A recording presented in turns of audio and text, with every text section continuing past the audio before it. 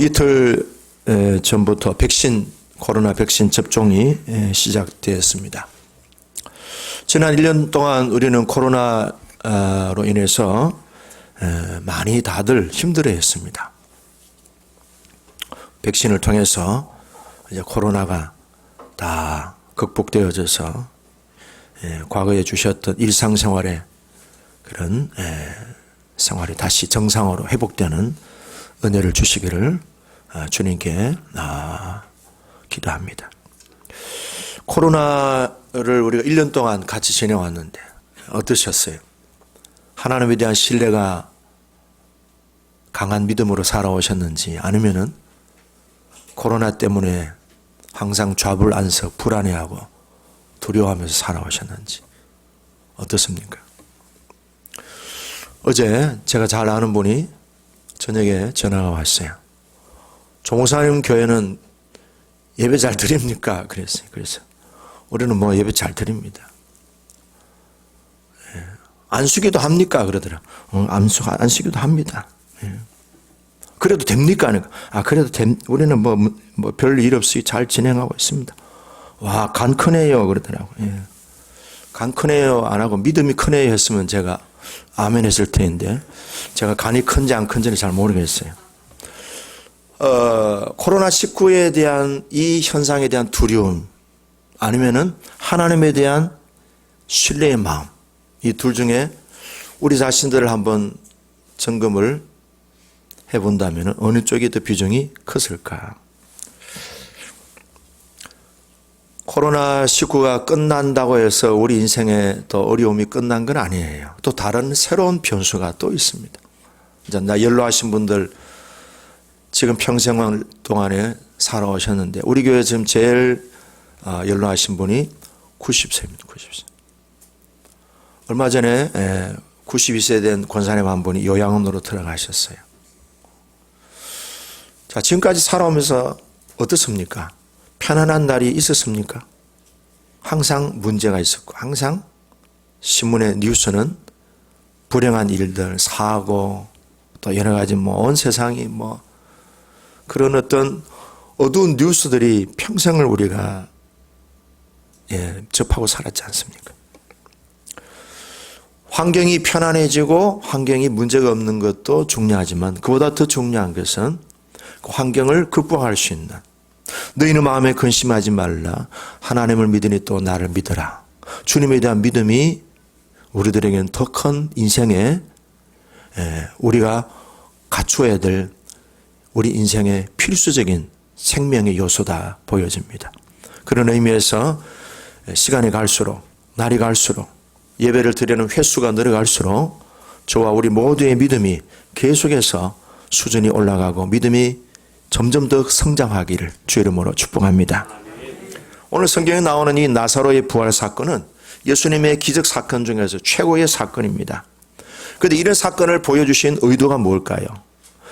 사람들로 하여금 믿게 하려 함이라 그랬어요. 오늘 성경에 보면은 네가 믿으면 하나님의 영광을 보리라 그랬습니다. 우리 자신에게 해봅시다. 내가 믿음으로 하나님의 영광을 날마다 볼 것입니다. 할렐루야.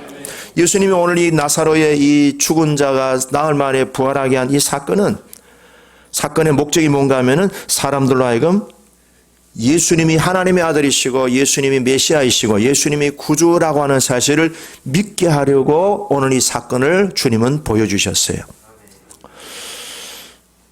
요한복음 14장 12절에 보면은 내가 진실로 진실로 너희에게 이르노니 나를 믿는 자는 내가 하는 일을 할 것이요 그도 내가 하는 일을 그도 할 것이요 그보다 더 큰 일도 하리라 그랬어요. 우리가 믿는 믿음이 있다면은, 예수님을 믿는 믿음이 우리도 확실하다면은, 강하다면은 예수님이 하신 일을 동일하게 할 수 있고 예수님보다 더 큰 일도 할 수 있을 것이다 그랬어요. 아멘.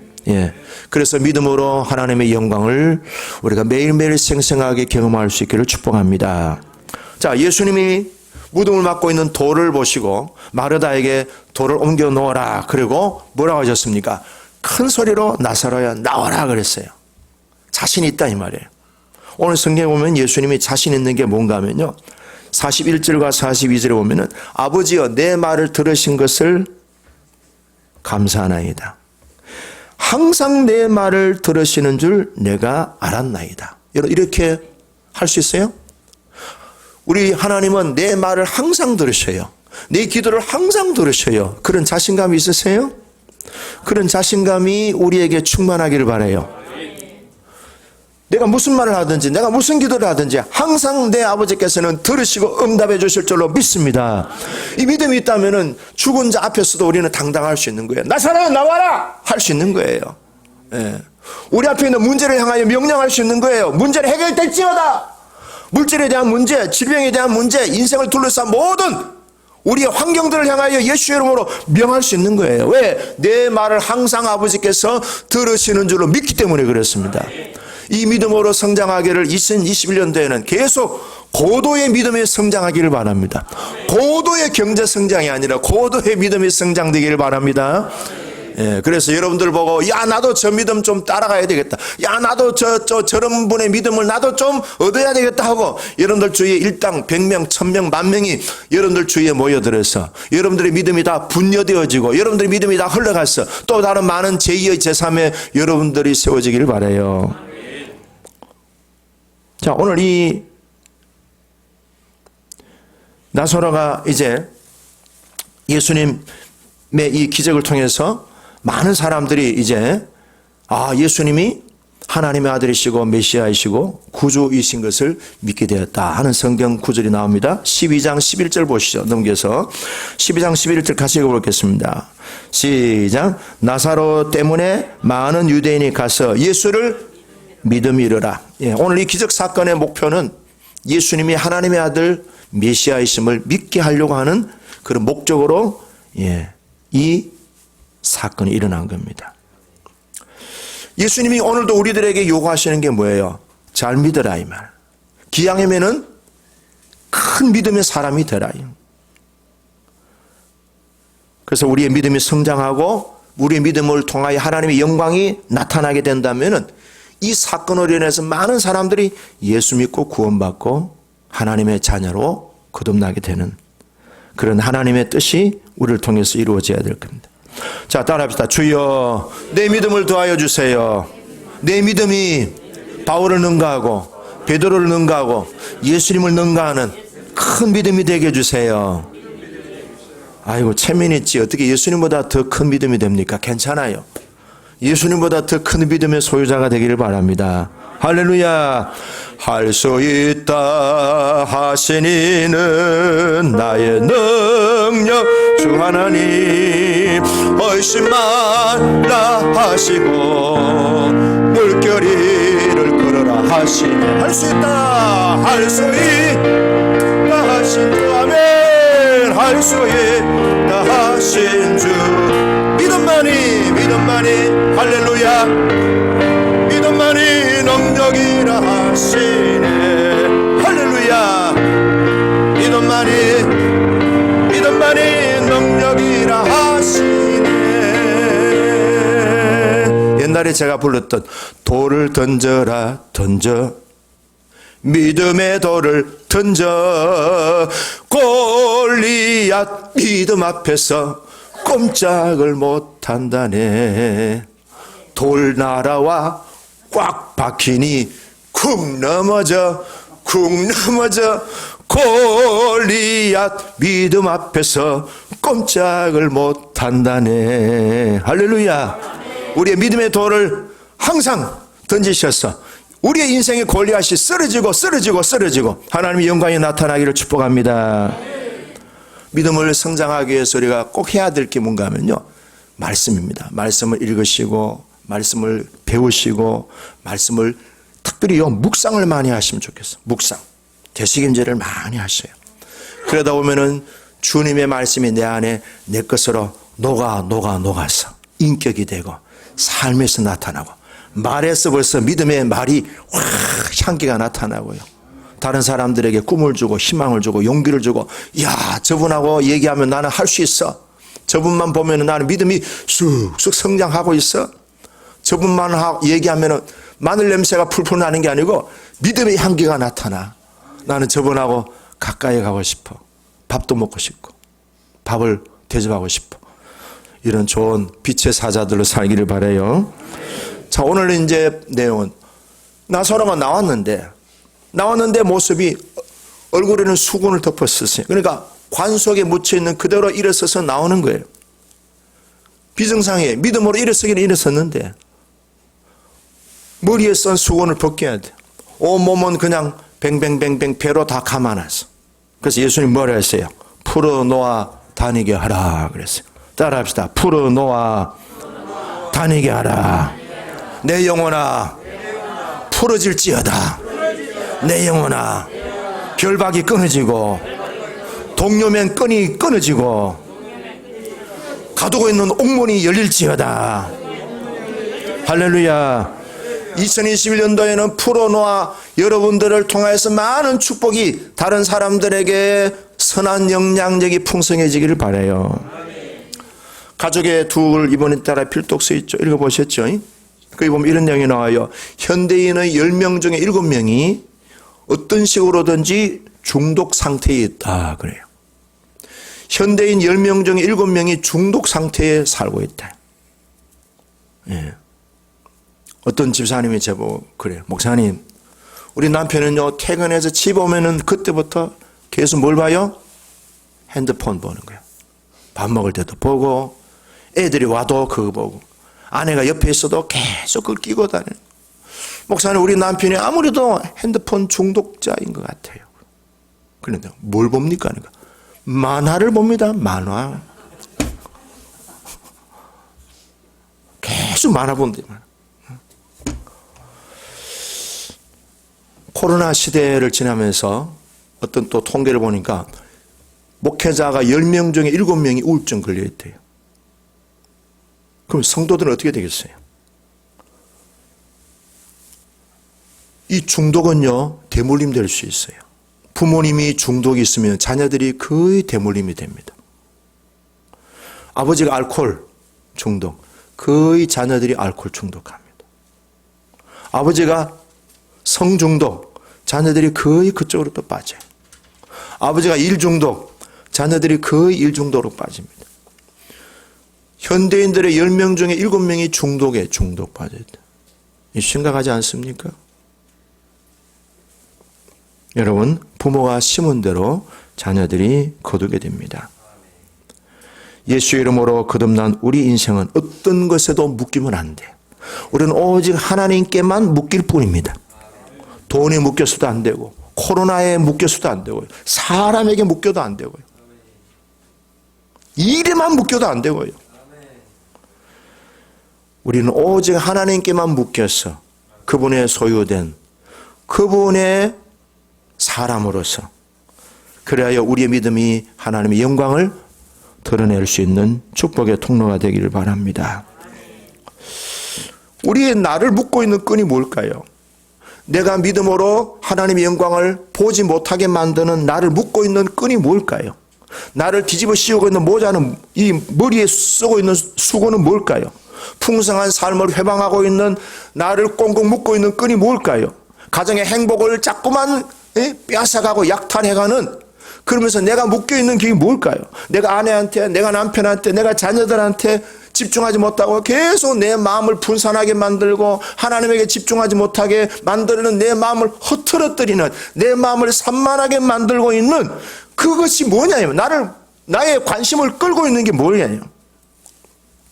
구약 성경에 보면은 나만 장관이 나옵니다. 시리아의 국방부 장관입니다. 이 사람 옷을 입고 가면 얼마나 훈장이 많아 다르겠어요. 전쟁에도 많이 갔던 사람이니까. 옷이 화려한 훈장으로 그렇게 장식되어 있는 사람인데요. 겉으로 보면은 너무너무 화려합니다. 근데 그 몸은 어때요? 나병에 걸려 있어요. 얼마나 괴롭고 힘들었겠어요. 겉으로는 사령관이고 국방부 장관이에요. 서열이 왕 다음이에요. 그렇게 영광과 존귀스러운 사람인데 몸에는요 나병에 걸려가지고 너무너무 고생스러워요. 그래서 이 사람이 치유받기 위해서 엘리사 선지자를 찾아갔더니 요단강 7번 목욕하시오. 그래서 가가지고 어떻게 했습니까? 그 사람관 훈장이 막 덜렁덜렁 달려있는 그 옷을 과감하게 벗고 벌거벗은 몸으로 요단강에 들어갔습니다. 한 번, 두 번, 세 번, 네 번, 다섯 번, 여섯 번, 일곱 번 몸을 담그고 나오니까 하얀 어린아이 같은 피부로 치유가 됐다는 거예요. 여러분, 벗어야 돼. 주님 앞에 왔을 때는 다 훈장 필요 없어. 예? 세상적으로 존경받는 옷 필요 없어. 벗어야 돼.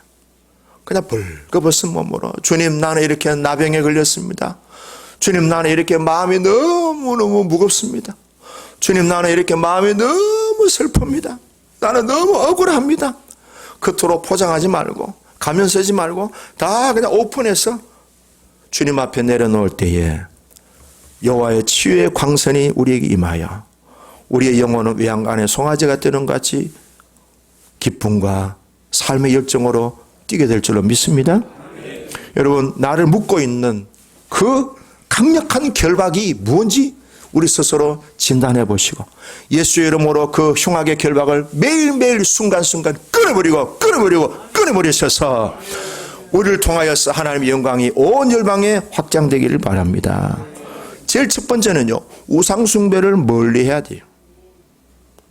장로님, 권사님들이 점집에 자주 간대요. 요새 무당들이 요새 잘 사는 비결이 장로님, 권사님들이 점을 쳐주기 때문에 잘 산대요.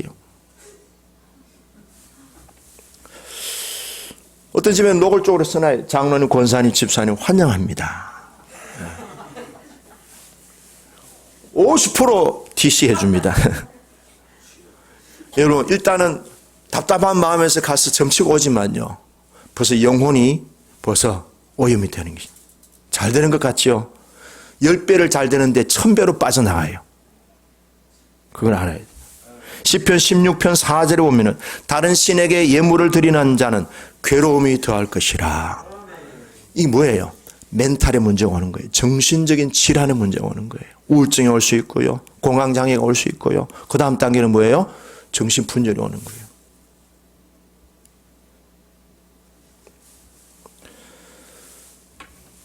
근데 우상에 빠지지 않는 사람들이 특징이 있어요. 전혀 이런 사람들 우상에 안 빠져요. 첫째, 세상 사람들이 출세하고 성공하고 뭐 좋은 집에서 살고 뭐 그 사람들 행복하다고 해서 그런 사람한테 비교해서 주눅 들지 않는 사람, 그런 사람들을 부러워하지 않는 사람, 하나님께서 내 아버지가 된다는 그 사실 자체로만으로도 행복해할 수 있는 사람, 이런 사람은 우상 숭배에 전혀 동요되지 않습니다. 찬송가 305장을 작사했던 존 뉴턴이라는 분, 목사님이죠. 이분은 이런 얘기했어요. 내가 굶어서 죽을지라도 하나님의 자녀로 죽는다면 이보다 더한 행복이 있을까? 어때요? 가난하면 어때? 또 몸이 아프면 어때? 하나님의 자녀로서 산다는 이 자체가 얼마나 행복하냐. 그래서 이분이 그런 찬송 불렀잖아요. 나 같은 죄인 살리신 주 내 놀라와 잃었던 생명 찾았고 광명을 얻었네. 할렐루야. 내 아내가 좀 나한테 뭐 섭섭하게 해줘도, 내 남편이 나한테 좀 찬밥 줘도 나는 여호와로 인하여 만족하겠습니다. 내가 구원받은 하나님의 자녀로서 나는 행복을 누립니다. 무화과 잎이 마르고 외양간 송아지 없어도 난 여호와로 즐거워하리, 난 여호와로 즐거워하리. 구원의 하나님을 인해 기뻐하리라. 할렐루야. 한번 불러볼까요? 몇 장이지? 무화과 나무 잎. 우리 대현이 이제 반주 잘해줘서 너무 고마워. 아이고, 장가 잘 갈지어다. 432장. 찬미예수 432장. 예. 세상에 부러워할 거 하나 없어요. 돈 많이 있어도, 뭐 높은 자리에 있어도 부러워할 거 없어요.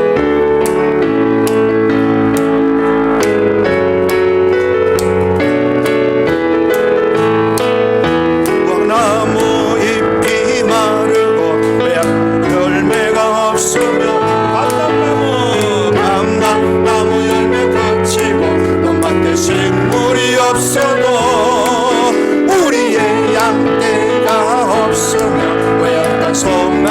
앞서도 난 여호와로 즐거워하리. 난 여호와로 즐거워하리. 난 구원의 하나님을 인해 기뻐하리라. 할렐루야.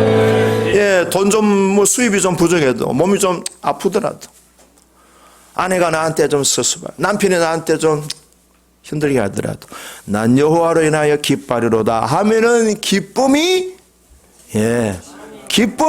모든 문제를 다 풀어갈 줄로 믿습니다. 여호와를 기뻐하는 것이 너희의 힘이라. 그 힘으로 모든 역경과 장애물들을 돌파 넘어 믿음의 정상에 서게 될 줄로 믿습니다. 그 다음에요, 곤경과 장애물이 있어도 낙심하지 않는 사람은 우상에 절대로 안 빠져요. 이런 사람은 합력하여 선을 이룰 줄 아는 것을 믿는 긍정적인 믿음이 있기 때문에 그렇습니다. 세 번째는요, 육신의 만족보다도 영적인 만족으로 또 행복해하는 사람입니다. 세상적 가치관보다 하늘 아버지의 가치관으로 삽니다. 이런 사람은 말씀을 묵상하는 행복이 있어요.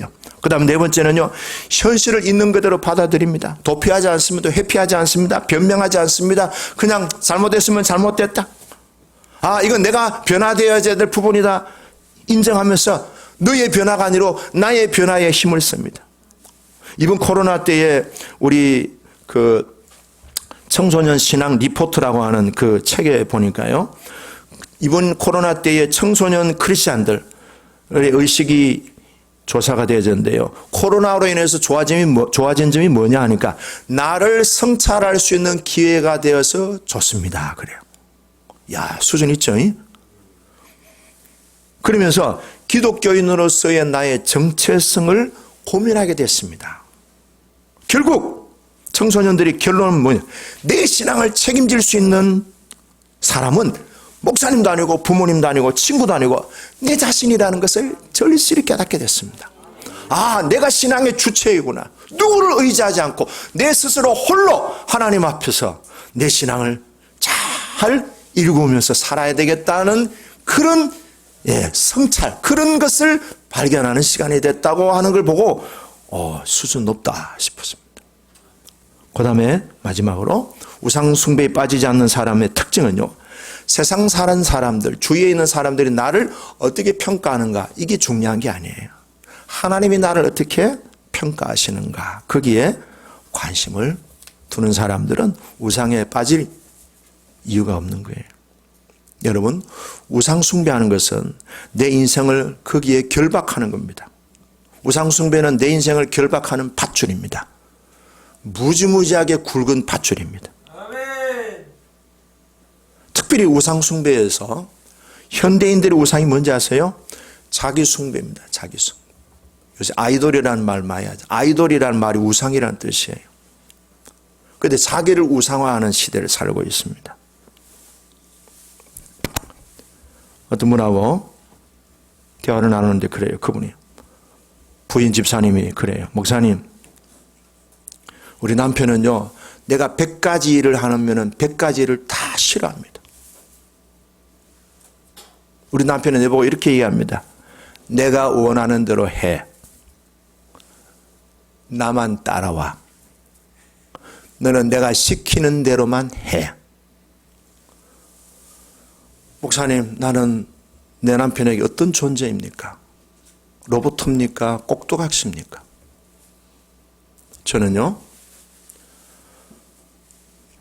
아들 보고 살고 있습니다. 저는 지금도 마음속에 칼을 갈고 있습니다. 저 남편에게 반드시 내가 복수할 겁니다. 복수할 겁니다. 여러분 조심하세요. 복수에 칼을 갈고 있는 배우자가 있을 수 있습니다.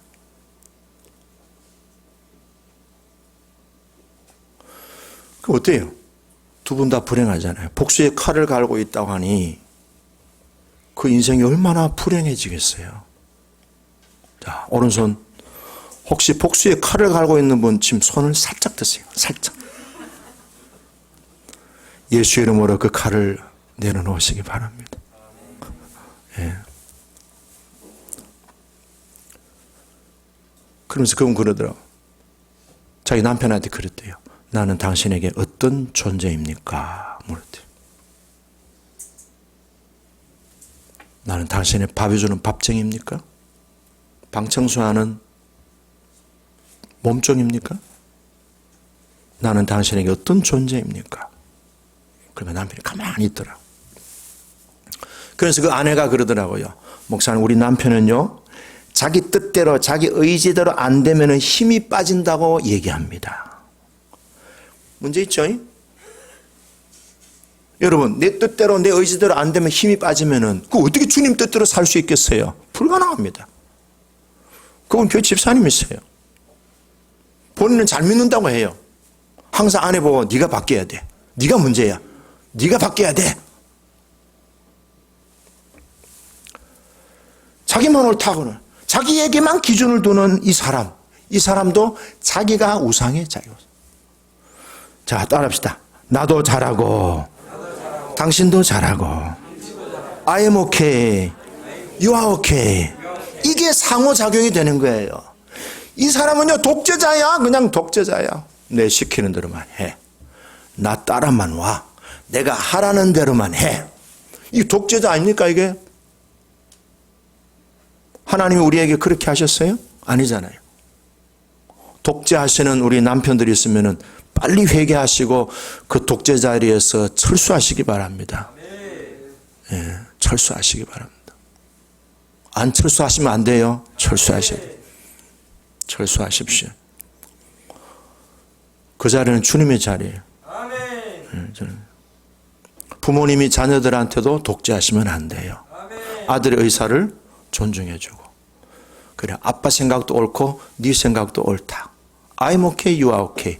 상호작용이 일어나야 돼. 각자가 독립되면서도 우리라고 하는 공통적인 부분에 서로 격려하고 지지할 수 있어야 돼. 제가 그 얘기를 들으면서 무섭다. 그러면서 언뜻 제 아내가 생각을 했습니다. 이 사람은 나에게 복수의 칼을 갈고 있지 않냐. 그래서 금방 꼬리를 내리고 저녁에 여보 고마워, 오늘 맛있게 먹었어요. 참. 그랬더니 아부하지 마 그러더라고요. 여러분, 자기 우상, 자기 숭배라고 하는 우상을 조심해야 돼요. 그래서 얼마나 이 사람이 자기 숭배를 하느냐, 하나님보다 높아 있어. 이게요, 우리 인생을 스스로 결박하고 있는 동아줄이에요. 내려놓으셔야 돼요. 자, 두 번째는요, 부모 공경에 대한 부분을 살펴봐야 돼요. 성경이 약속하신 첫 계명입니다. 내 아버지와 어머니를 공경하라. 이로써 네가 땅에서 잘되고 장수하리라. 잘되고 장수하리라. 장수는 건강의 복을 말하고 잘된다는 말은 형통의 복을 얘기합니다. 그런데 우리가 이 세상을 살아가면서 계속 안 풀려. 막 아무리 해도 안 풀려. 이런 분들은요, 부모님에게 무언가 내가 선을 넘었던, 바운다리를 넘던 부분들을 한번 주님 앞에서 살펴보셔야 돼요. 그럼 늘 몸이 아파, 늘 아프다, 매일 아파, 이런 분도요, 부모님 공경하는 부분에 한번 점검해 보시면은 거기서 문제의 원인을 찾아낼 수도 있어요. 자, 성경 보면 사울 왕이 있어요.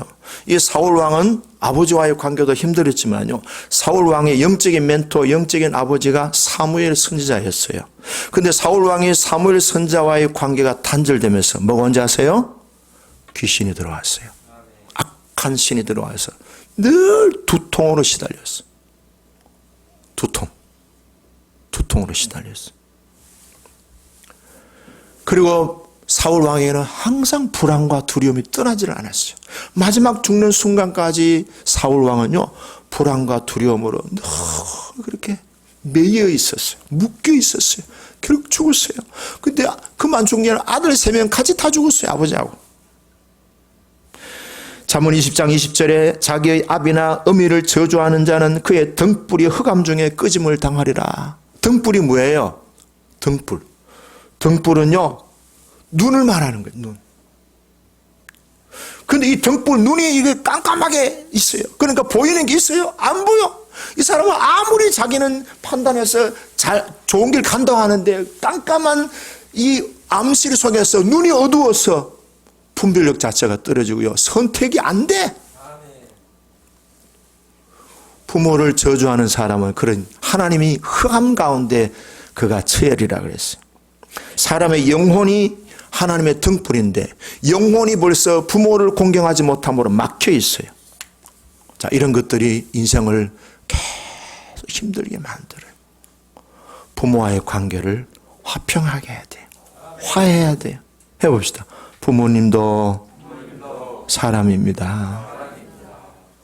우리 아버지도 철없는 상처 입은 어린 소년, 우리 어머니도 어린 시절에 상처 입은 어린 소녀예요. 그걸 볼 수 있는 눈이 열리기를 바라요. 근데 영혼의 등불인 하나님을 통해서 그게 우리에게 보여질 수 있어요. 그러니까 내 힘으로 하려고 하면 안 돼요. 부모님을 공경하세요. 공경을 심으면 뭘 거둔다? 공경을 거둡니다. 부모님을 심판하고 판단하면요, 나도 심판 판단을 거둡니다. 따라합시다. 심은 대로 거둡니다. 사랑을 심으면 사랑을 거두고, 축복을 심으면 축복을 거두고, 비난을 심으면 비난을 거둡니다. 예. 부부끼리도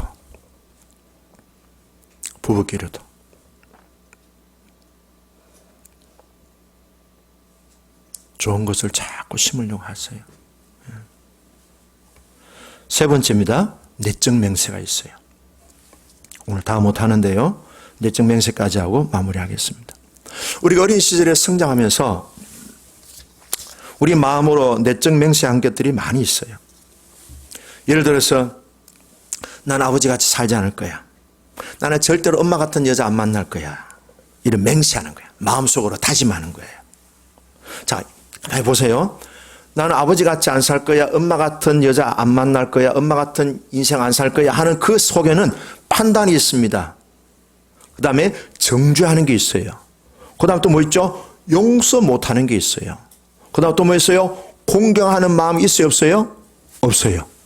벌써 그리고 맹세하라고 했어요? 하지 말라고 그랬어요? 하지 말라고 했는데 벌써 5가지 죄가 거기 딱 묶여 있는 거예요. 부모에 대한 공경심이 없어요. 그냥 안 풀리는 거예요. 맹세한 것이 나를 묶고 있어요. 오늘 나사로의 몸이 꽁꽁 묶여 있는 것 같이, 머리에 쓰여져 있는 것 같이 우리 머리에 쓰여져 있고 우리 몸을 꽁꽁 묶는 것이 맹세예요.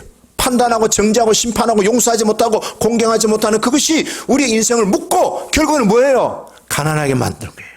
비참하게 만들고 인생을 피폐하게 만드는 우리를 묶고 있는 결박이에요. 그 결박을 끊어야 되는데 따라합시다. 맹세한 것을 회개합니다.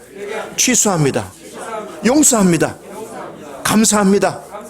자유! 할렐루야! 맹세가 나를 묶는 거예요. 내가 보세요. 내가 묶었어요.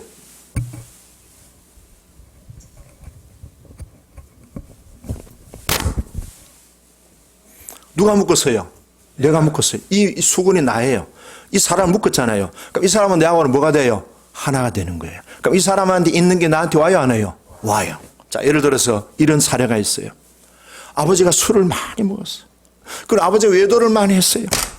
그런 아버지를 보는 아들의 마음에는 너무너무 속상한 거예요. 나는 절대로 아버지같이 술 안 먹고 외도 안 한다 그랬어요. 그래서 이 사람은 그렇게 다짐하고 했는데 결혼을 했어요. 결혼했는데 어느 날 술집에 자기가 가 있더래요. 근데 술집에 만난 여자하고 그날 밤 원나잇을 한 거예요. 이 사람은 교회 집사님이에요. 자기 놀란 거예요. 아니 내가 왜 이렇게 됐지?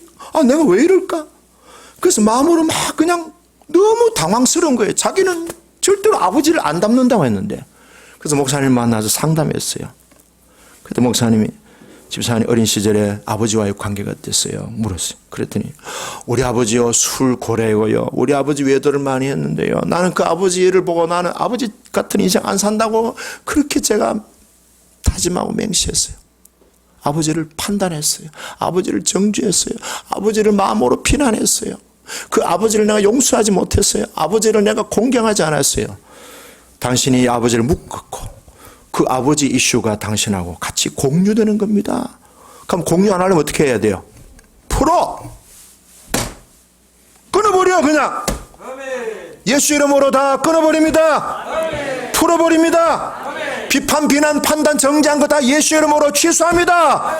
예수의 피로 씻어주세요. 예수의 피로 취소합니다. 이래 돼야 돼. 어린 시절에 열심히 일을 하는 남자 아이가 하나 있었어요.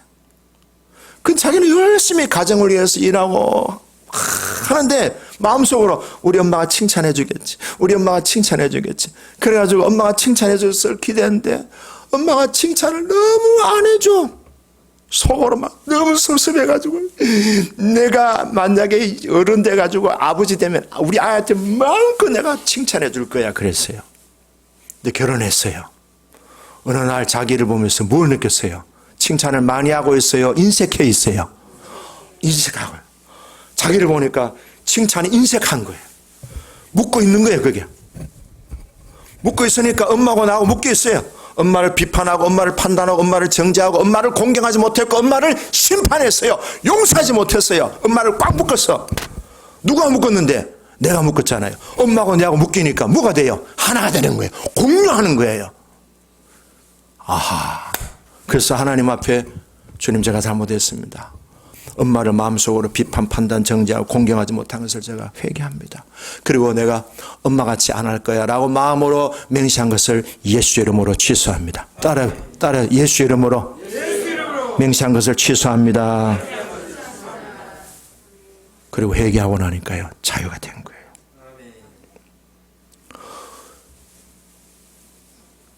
정죄하고 공경하지 못하고 비판, 판단, 정죄하면요, 묶는 거예요. 그 사람하고 나를 꽁꽁 묶어.